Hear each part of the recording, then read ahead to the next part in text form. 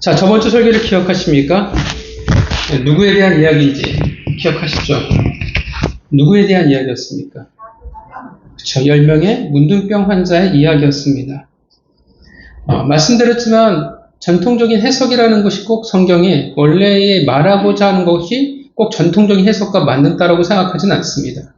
우리가 보통 전통적인 해석을 하면 본문은 감사라는 본문이 되어지겠지만 이 본문은 단순히 감사를 말하는 내용이 아니라 믿음에 관한 것을 이야기하는 내용의 본문이었습니다. 근데 왜 예수님은 사마리아인이 돌아온 것을 믿음이라고 이야기를 했을까요? 분명 말씀드렸지만 9명도 믿음이 꽤 괜찮아 보였어요. 그럼에도 불구하고 왜 사마리아인이 믿음이 있다라고 말씀하셨을까요? 왜냐하면 믿음이란 관계의 용어예요. 그러니까 우리가 자꾸 오랫동안 우리 가운데 종교적으로 쌓여왔던 착각들이 있는데 믿음에 대한 오해가 되게 커요. 그래서 믿음을 어떤 능력이나 힘으로 우리가 착각을 해버립니다. 근데 믿음은 철저히 관계예요. 그래서 믿음이 좋다라는 말을 바꿔서 얘기하면 친하다라는 말과 바꿔서 이야기할 수 있습니다. 그러니까 똑같이 본문에 나왔던 문둥병 10명의 환자들은 기적이라는 놀라운 은혜를 다 경험을 했어요. 그런데 오직 사마리아인만이 예수님에게로 돌아옵니다. 그 말은 뭐냐 하면 돌아왔다라는 것은 관계가 시작되었다라는 거예요. 왜냐하면 그가 예수님 앞에 있기 때문에 그렇습니다. 그러니까 별 볼 일은 없겠죠. 대단하지는 않아요. 근데 적어도 뭘 말하냐면 관계가 시작되었다는 겁니다. 관계가 시작되었다는 것 자체가 믿음이 있다라는 것으로 말할 수 있다라는 거예요. 반면 믿음이 있어 보였지만 돌아오지 않았던 9명은 스스로 증명한 겁니다. 믿음이 없다라는 거. 왜냐하면 관계가 더 이상 시작될 수 없기 때문에 그렇습니다. 결국 그들은 믿음이 아니에요. 그냥 이용하는 거예요. 얻어내는 것 외에는 되지 않는다라는 것입니다. 하나님이 우리에게 은혜를 주십니다. 우리의 인생에 기회라는 것을 주세요. 건강을 주시고 돈을 주시고 성공을 또는 고난을 넘어갈 힘을 주시기도 하고 광야를 버틸 힘을 주시기도 합니다. 그게 다 기회예요. 근데 그 기회는 어떻게 되어야 되겠습니까? 내가 누르고 할렐루야 감사하다 끝이 아니라 믿음으로 이어져야 되는 거예요. 그 모든 기회가 다 어떻게 되어져야 되냐면 하나님과 내가 친해질 수 있는 기회가 되어야 한다는 것입니다. 그러니까 우리가 수많은 기회를 받았잖아요. 그러니까 우리가 돌아봐야 돼요. 그 수많은 기회를 통해서 내가 하나님과 친해졌을까? 아니면 나의 만족으로 끝냈을까를 우리가 점검해봐야 한다는 것입니다. 모든 은혜, 기회는 다 관계로 이어져야 돼요. 믿음으로 이어져야 합니다. 여러분은 하나님이 수많은 기회를 여러분들에게 주셨을 때, 은혜를 주셨을 때, 응답해 주셨을 때 여러분들은 다 누구에게로 가셨습니까? 한 주간 누구와 친해지셨습니까? 수많은 은혜로 말미암아 더욱 믿음이 좋아지신 성도가 되셨기를 바랍니다. 우리 옆에 사람 손을 잡고 진지하게 물어볼까요? 친해지셨습니까?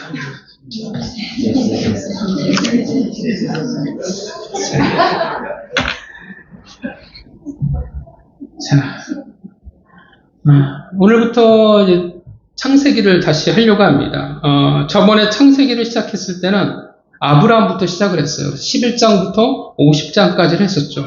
근데 사실 50장 마무리는 짓지 못했습니다. 코로나도 있었고 또 여러 일들이 있어서 마무리 짓지는 못했는데 언젠가 하나님이 기회를 주실 때 다시 마무리할 날이 있을 거라 생각을 하고 그 전에 안 했던 1장부터 11장까지를 하려고 합니다. 창세기는 약간 성도들이 받아들일 때 재미있는 동화와 이야기처럼 받아들이기도 하지만 때로는 되게 어렵게 받아들이기도 하는 본문입니다. 왜냐하면 굉장히 설화처럼 느껴지는 본문이에요. 어느 종교에나 있을 법한 판타지 소설같이 여겨진다는 것입니다. 그러니까 1장부터 11장의 내용이 그런 거잖아요. 에덴 동산이 등장을 하고 또 누가 등장을 합니까? 노아가 등장을 하고 또 누가 등장을 하냐면 바벨탑이 또 등장하기도 하고요. 다 되게 신기한 옛날 이야기 같은 것으로 받아들여진다는 것입니다. 근데 1장부터 11장은 창세기, 더 나아가 성경 전체에서 굉장히 중요한 위치를 차지합니다. 왜냐하면 이 1장부터 11장을 통해서 원복음이라는 것을 담고 있기도 하고요. 사실 성경에서의 가장 기본적인 중요한 내용들을 다 다루고 있기 때문에 그래요. 그래서 우리가 책들을 보면 앞에 있는 서론을 보면 이 책이 어떻게 어떤 방향으로 나아갈지를 우리가 알잖아요. 이 창세기가 그런 역할을 해요.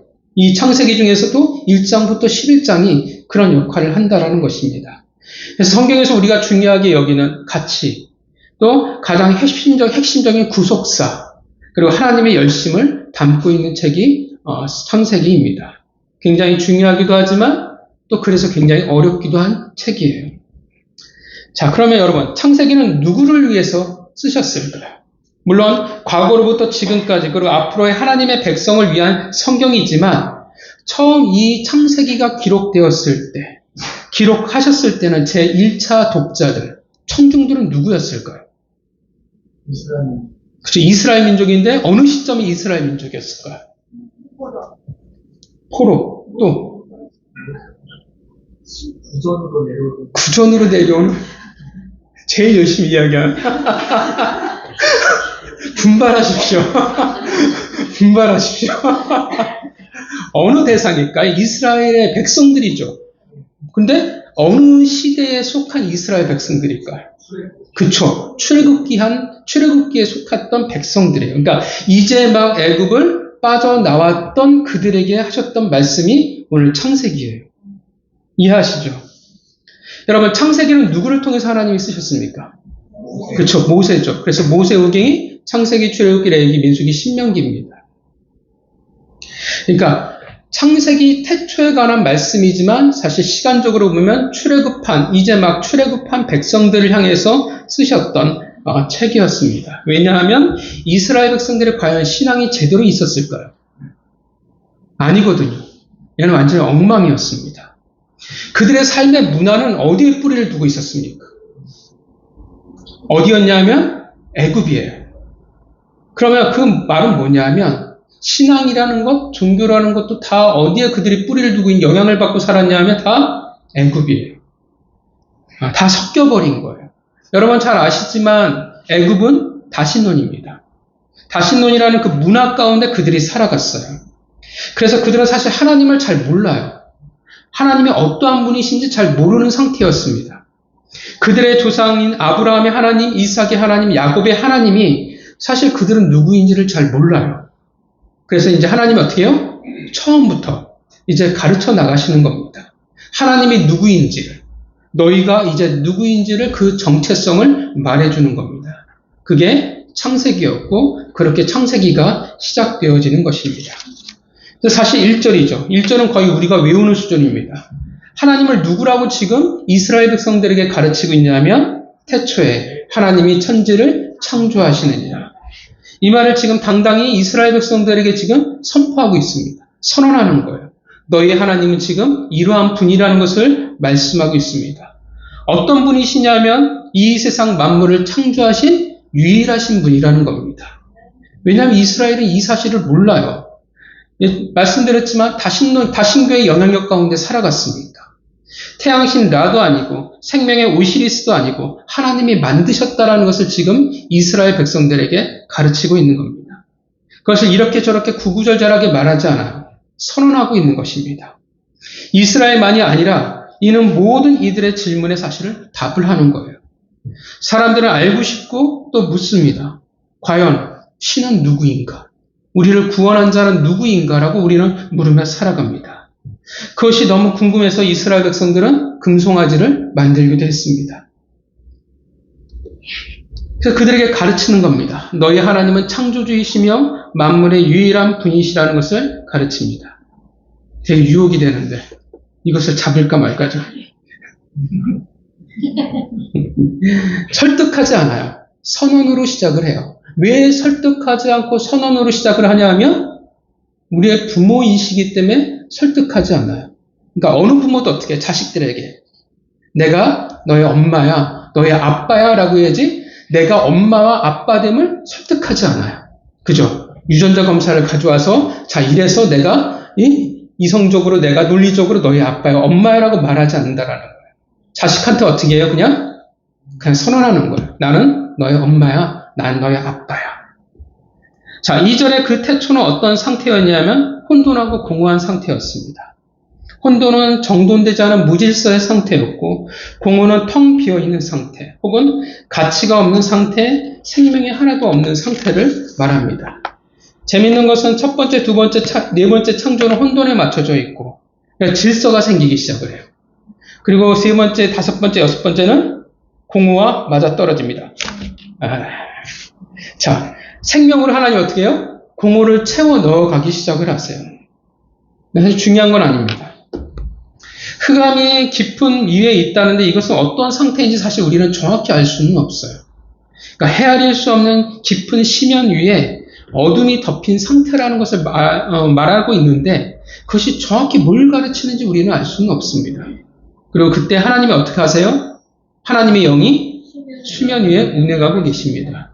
이 수면이라는 물 위라는 표현이라기보다는 어떤 무언가의 표면을 말하고 있는 것입니다.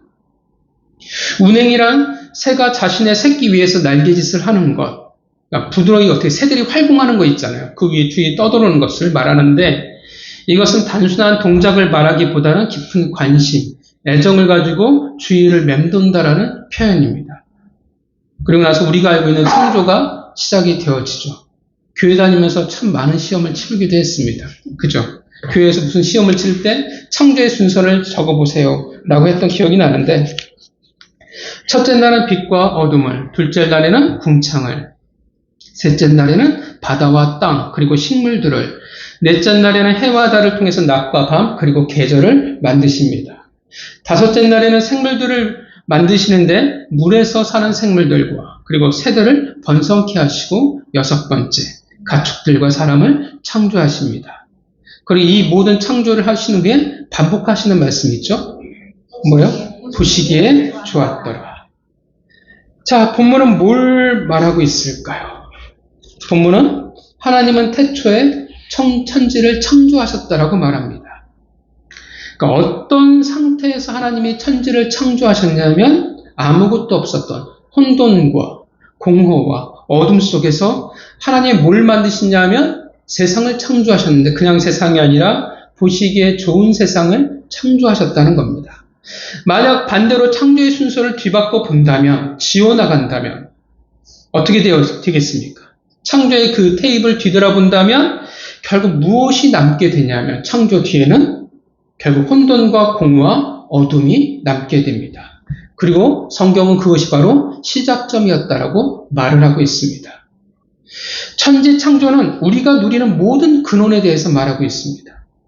혼돈과 공허와 그리고 어둠, 그러나 그곳에 하나님이 계셨고 시작을 하셨다라는 겁니다. 하나님의 계심을 어떻게 해요? 모든 게 달라지기 시작했다라는 거예요. 하나님의 계심으로 어떻게 해요? 공허와 어둠과 혼돈 자체가 바뀌어져 버린 겁니다. 중요한 것은 이 창조를 사람들이 믿지 않는다라는 거예요. 왜냐하면 우리는 죄로 말미암아 하나님을 바라보지 못하는 존재들이기 때문에 그렇습니다. 하나님이 창조하신 것을 믿지 않아요. 그러니까 당연히 뭐로 가냐면 우리는 세상 철학으로 인본주의로 갈 수밖에 없습니다. 우리는 알라를 믿고 부처를 믿습니다. 심지어 가장 뛰어난 우리는 피조물임에도 불구하고 동물들을 때로는 돌을, 나무를 섬기기도 합니다. 세상의 가치관을 섬기고 물질을 숭배합니다. 자신이 사실 무엇을 섬기는지조차도 모르는 삶을 살아갑니다. 우리의 시작을 하나님의 창조가 아니라 진화라고 말하기도 합니다.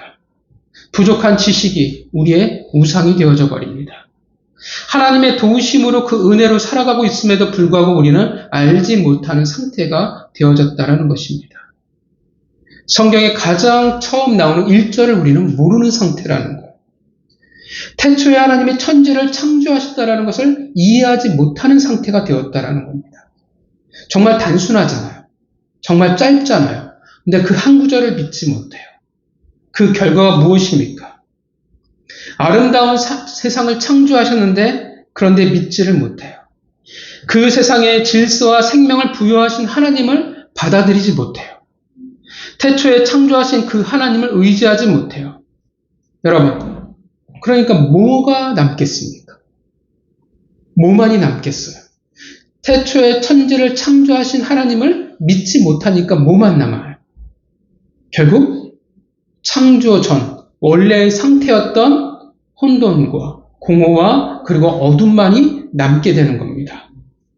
그래서 이 세상은 혼돈과 공허와 그리고 어둠 속에 살아갑니다. 얼마나 갈팡질팡하며 많이 살아갑니까? 우리가 그러잖아요. 열심히 공부를 해도 이게 맞을까라고 우리는 고민합니다. 내가 선택한 길이 맞을까? 내가 내 인생을 제대로 지금 가고 있을까? 우리는 수없이 혼란스러워합니다. 그러니까 그런 말을 들었어요. 인생은 35에서 40세에 결판을 내야 한대요. 그렇게 세상은 말하는데 그런 말을 들은 적이 있는데 그럼 나는 제대로 살아가고 있을까? 불안하잖아요. 그러면 안 되면 내 인생은 어떻게 해야 할까? 우리는 수없이 혼란 가운데 살아갑니다. 나는 내일 어떻게 살아가야 할지, 10년 후에 어떻게 될지, 당장 내 인생과 내 미래는 안 보인다라는 것. 우리는 깜깜해요. 어둡습니다. 그렇다고 우리가 장난스럽게 살아간 게 아니에요. 우린 열심히 살아갔어요. 근데 열심히 살아간다고 해서 다 잘 되거나 잘 풀리는 것은 아니거든요. 열심히 했는데 모르겠어요. 그래서 공허해요. 성공했다고 해서 공허하지 않다라고 말하지 않습니다. 요즘은 뭐가 많냐면 우울증이 굉장히 많습니다. 그러니까 단지 이제 우울증이라는 것은 개인의 문제가 아니라 이제 사회 문제가 되어져 버리고 말았습니다. 돈을 가져도 어떻게 해요? 삶에 문제가 없어도 공허해요. 공허란 아무것도 없는 상태입니다. 가치가 없는 적막한 상태예요. 열심히 살아가는데 뭘 느끼냐면 내 인생에 가치가 없다라는 거예요.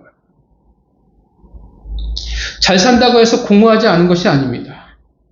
잘 사는 자살을 보면 못 사는 나라보다는 잘 사는 나라가 사실 자살률은 더 높아요. 우리가 잘 사는 나라를 뽑을 때 항상 북유럽을 뽑지만 거기 북유럽도 자살률이 굉장히 높습니다. 그리고 우리나라도 마찬가지죠. 자살률이 굉장히 높아요. 힘들다고 하지만 과거 먹고 사는 것이 과거와 비교할 수 없는 삶을 살아가는데 그런데 공허합니다. 인생에 목적이 없어요. 수많은 경쟁을 뚫고 살아남아도 인생이 과연 뭘까라고 우리가 물음표를 던진다는 것입니다. 우리가 다 치열하게 중고등학교를 보냈잖아요. 얼마나 힘들었습니까? 고3이라는 그 시간들이. 그래서 그토록 원하는 대학에 들어가지만 잠시 기쁘지만 우리는 그것이 끝이 아니라는 것을 알게 됩니다. 또 뭐가 있냐면 직장에 들어가야 돼. 쉽지 않잖아요. 근데 직장에 들어간다고 해도 그게 또 끝이 아니에요. 또 집도 사야 되고 결혼도 해야 돼요. 근데 그 직장이 또 안정적이냐? 또 그것도 아니에요. 이제 되었다, 이제 되었을까 하는데 계속 우리가 겪는 건 뭐냐면 끝이 없다라는 겁니다. 뭔가 계속 이어져요. 인생의 물음표와 인생의 두려움과 보이지 않는 것들은 계속 이루어져요. 내가 보여지는 내 꿈을 이뤘다고 생각하면 된 줄 알았는데 여전히 혼란스럽고 공허해요. 깜깜해요. 그래서 그런 말이 참 많습니다. 우리가 장례식장에 가면 참 많이 듣는 말이에요. 뭐라고 합니까? 이제 먹고 살만하니까. 그죠? 죽는다고, 떠난다고 합니다. 근데 사실 이제 먹고 사니까 떠난다고 하시는 분들은 성공한 인생이에요. 이제 살만하니까, 이제 알만하니까 우린 끝이에요. 우리 인생 자체가 어떻게 해요? 어둠 속에 잠겨버립니다. 하루하루 살아가는데 소망이 하나하나 어둠 속에 잠겨가는 것을 우리가 보게 됩니다. 죽음이 두려워지고 인생의 앞이 보이지 않는다라는 것을 알게 됩니다. 우울해요. 그래서 정신적으로 어려움들이 더 많이 생기기 시작을 합니다. 인생이 무가치해져 버려요. 공허하니까 우리가 가진 문화가 자꾸 뭐로 흘러갑니까? 문화가 자꾸 어떤 방향으로 가냐면 감각으로 흘러갑니다. 그러니까 제가 어렸을 때보다 지금이 문화가 훨씬 더 감각적이에요. 더 자극적입니다. 왜냐하면 공허라는 그 공간에 자꾸 뭔가를 채워 넣어야 하거든요. 근데 감각이라는 것만큼 좋은 게 없어요. 왜냐하면 쉽게 느낄 수 있으니까. 그래서 선악과를 표현할 때 뭐라고 표현합니까? 사단이. 부한짐스럽고 먹은직스럽다라는 감각으로 표현을 해요. 그러니까 문화 자체가 그래요. 그리고 각종 다양한 중독들이 늘어나기 시작을 합니다. 그러니까 중독이라는 것은 결국 뭔가가 결여된 상태예요. 여러분, 왜 마약이 요즘 게 난리겠습니까? 마약은 감각의 끝판왕이거든요. 공허하니까, 채울 수 없으니까 뭔가 계속 집어넣는 거예요. 근데 그 결과 채워질 수 없어요. 인생은 어떻게 해요? 결국 어둠이 될 수밖에 없습니다. 인생이 깊은 심연 속에 가라앉을 수밖에 없다라는 것입니다. 왜 그래요?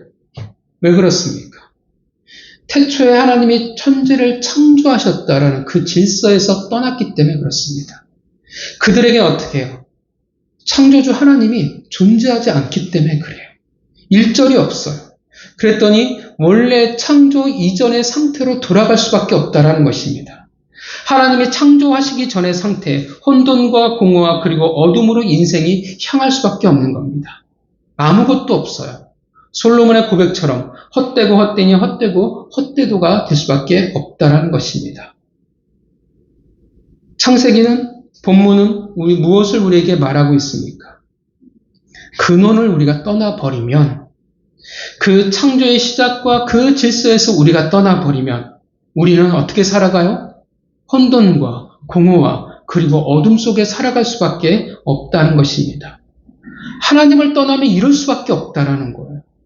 하나님을 떠나버리면 어떻게 살아가요? 우리가 내 힘으로 아둥바둥거리며 살아갈 수밖에 없습니다.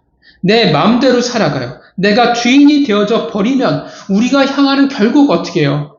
방향은 혼돈과 공허와 어둠을 향해서 갈 수밖에 없다는 것입니다. 다윗이 그랬잖아요.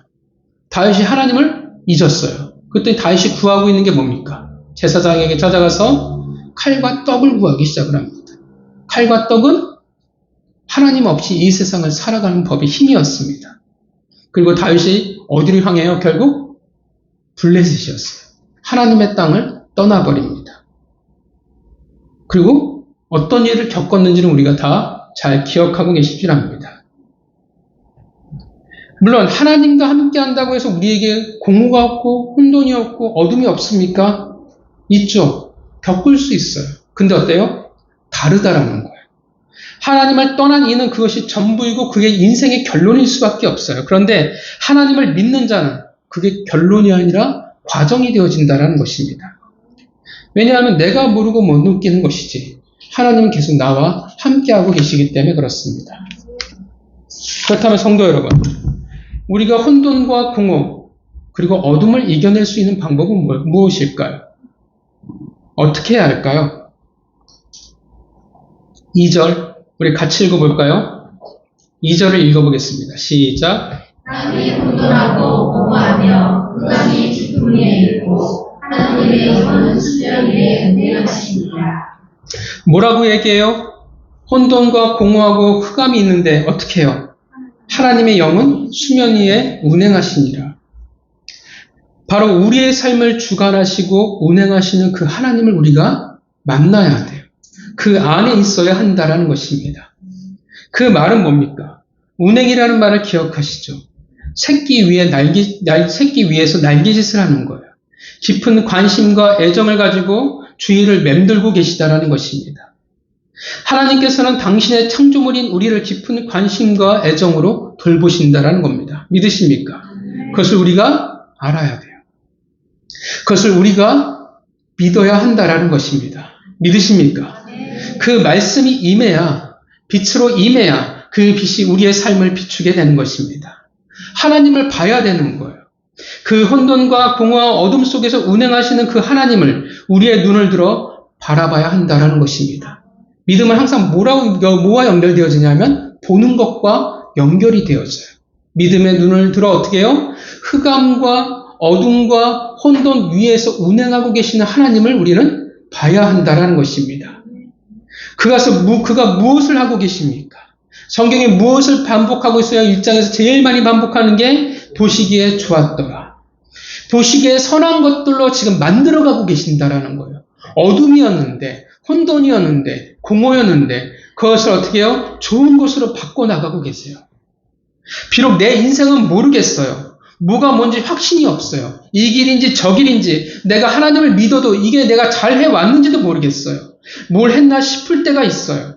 앞이 보이지 않아요. 어둠 속에 있는 것 같아요. 음침한 사망의 골짜기와도 같습니다. 그런데 믿는 자는 다르다라는 거예요. 그 모든 것으로 우리는 끝나지 않는다라는 것입니다. 왜냐하면 하나님이 그 위에서 운행하고 계시기 때문에 그렇습니다.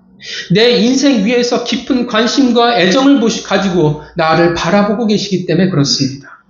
그래서 그 인생이, 내 인생이 때로는 광야가 되어지고 때로는 바닥에 처박힌 것 같고 그러나 끝인 것 같지만 그러나 그것을 통해 더 나은 삶을, 우리는 또 다른 삶을 하나님을 인하여 기대할 수가 있다는 것입니다. 하나님을 바라볼 수 있다면 우리에게 뭐가 생기냐면 소망이 생기는 겁니다. 물론 대단치 않은 소망일 수도 있어요. 겨자씨만한 소망일 수도 있습니다. 그러나 그 겨자씨만한 소망을 통해서 무성한 입이 가득한 나무를 우리는 기대할 수 있는 것입니다. 시편 23편 너무나 유명하잖아요. 내가 사망의 음침한 골짜기를 지나도 해를 두려워하지 않는 것은 주께서 나와 함께 하심이라. 믿으십니까? 무엇을 말해줘요? 우리가 혼돈을 경험하고 공허를 경험하고 어둠을 경험하는 것 같지만 그러나 혼돈과 공허와 어둠이 우리를 지배할 수는 없다라는 겁니다. 왜냐하면 우리는 창조주 하나님을 만났기 때문에 그렇습니다. 그 공허와 혼돈과 어둠 속에서 빛나는 하나님을 우리는 경험한 겁니다. 그분이 우리의 인생을 지금은 모르는데 난 끝났다고 생각하는데 안 된다고 생각하는데 그런데 그 보잘것없는 내 인생을 보시기에 좋은 것으로 지금 만들어가고 계시는 겁니다. 우리는 그것을 믿고 가는 거예요. 그 하나님을 믿는다면 어떠한 일이 벌어질까요? 우리 안에 어떻게 해요? 혼돈 가운데 어떤 뭐가 생기기 시작하냐면 질서가 생기기 시작을 해요. 질서라는 것은 단지 순서를 말하는 게 아닙니다. 질서란 뭐가 있어서 가능하냐면 법이 있어서 가능한 거예요. 지킬 게 있을 때 질서가 생기기 시작을 합니다. 우리가 인생 안에 하나님을 만났더니 뭐가 생기기 시작하냐면 하나님의 법이 우리 안에 생기기 시작하는 거예요. 그래서 우리에게 뭘 주셨어요? 말씀이에요.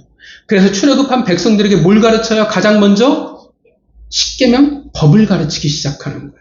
그들이 출애굽하자마자 바로 하나님의 가나안 땅으로 그들을 인도하시지 않았습니다.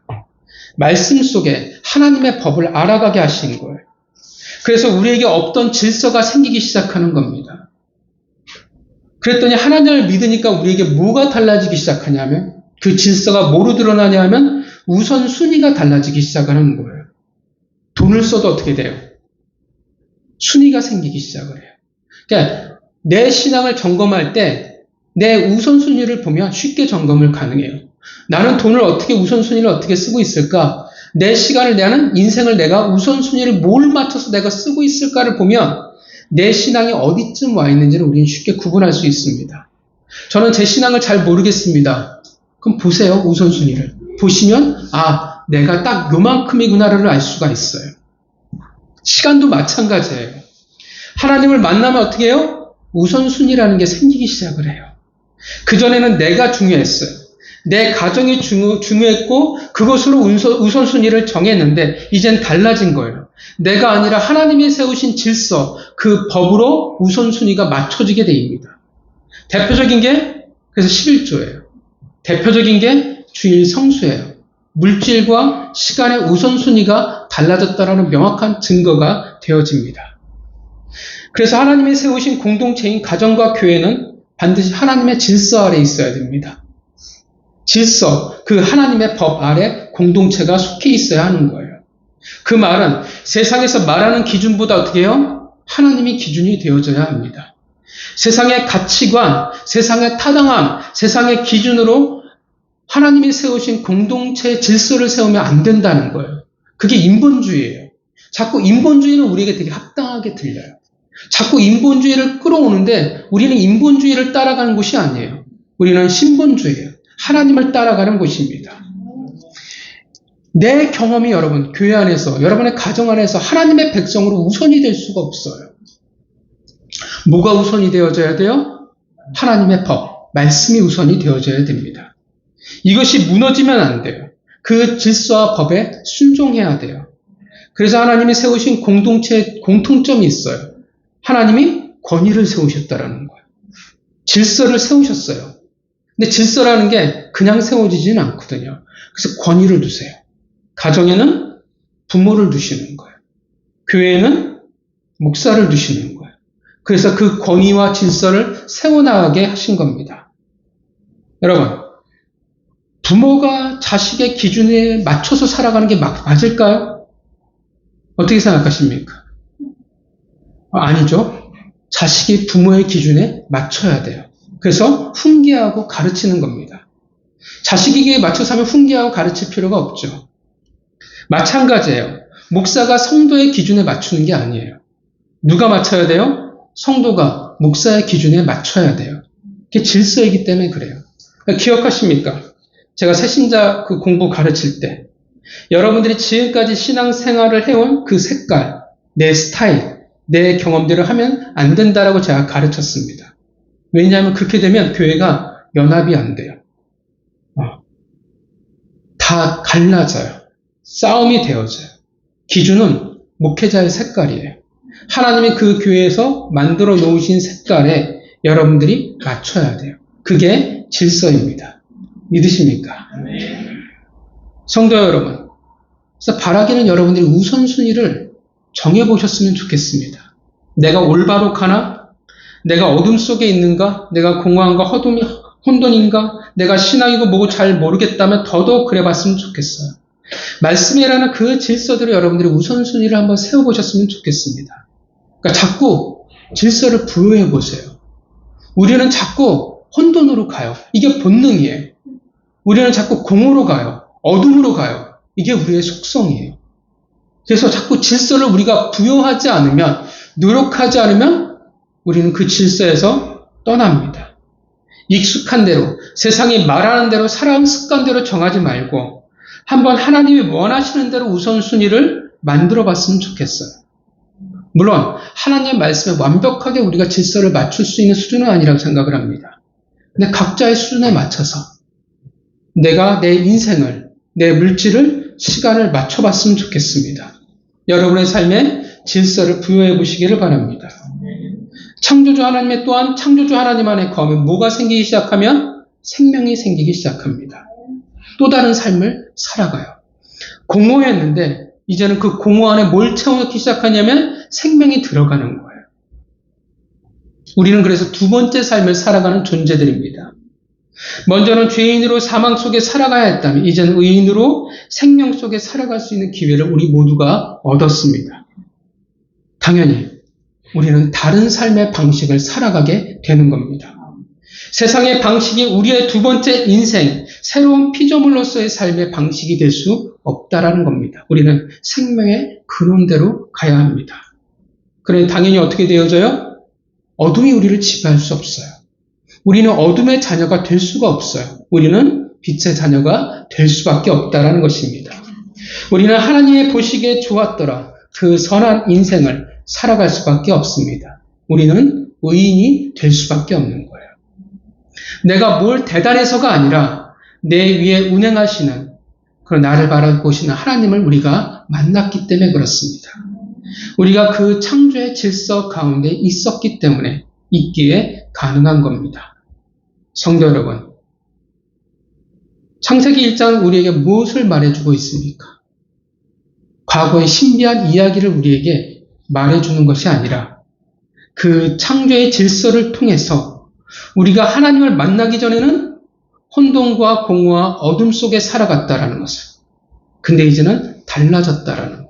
왜냐하면 내 인생 위에 운행하시는 하나님, 내 위에서 나를 바라보시는 하나님을 우리가 만났기 때문에 이제는 질서와 생명과 빛 가운데 살아가는 존재가 되었다라는 것입니다. 물론 우리의 연약함이, 우리의 죄성이 때로는 마치 하나님을 모르는 것처럼 살아가게 굳이 우리는 스스로 공허와 혼돈과 어둠을 또 만나기는 하겠지만 그것 또한 하나님은 어떻게 해요? 과정으로 삼아주셔서 과정과 우리의 성숙으로 도구로 만들어 가실 것입니다. 그렇게 언젠가 우리의 인생을 보시며 하나님이 말씀하실 거예요. 여러분의 인생을 보시면서 하나님이 말씀하실 것입니다. 하나님이 보시기에 좋았더라. 성도 여러분, 한 주간 창조주 하나님 안에 거하시기를, 여러분의 인생 위에 운행하시는 하나님을 여러분들이 만나시기를 바랍니다. 그렇게 질서와 생명과 빛 가운데 거하시기, 하나님의 보시기에 좋았더라 말씀하시는 한 주간의 삶을 살아가시기를 주님의 이름으로 축원합니다. 기도하겠습니다.